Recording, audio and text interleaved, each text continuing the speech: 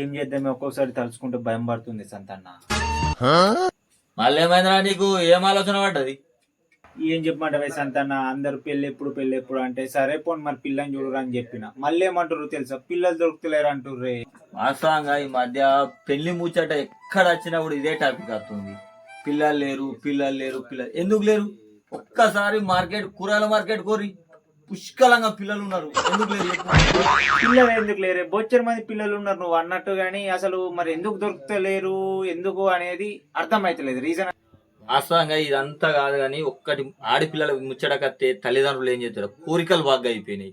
పిల్లానికి ఇట్లు ఉండాలి, పిల్లాని ఆస్తి అట్లు ఉండాలి, ఇవన్నీ కోరికలతోటి మార్కెట్కి అయినప్పుడు కూరగాయలు ఏ విధంగా అయితే ఏరుతారో అంతగా నీలం అయిపోతుంది పిల్లల విషయానికి వస్తే. వాస్తవంగా ఎందుకంటే పుచ్చి పట్టిన కూరగాయలన్నా కొద్దిగా ఒక పక్క కడి చేసి ఇంకో పక్క అన్న వేసుకొని తింటురు. కానీ ఈ పెళ్లి విషయానికి వస్తే మూల పరిస్థితి అంతకన్నా దారుణం అయిపోతుంది. ఏమోనే సంతాన్, ఇక అంతా దేవునికే తెలుసు. వద్దురా సోదరా, అరే పెళ్ళంటే నూరెళ్ళమంటారా, ఆదరా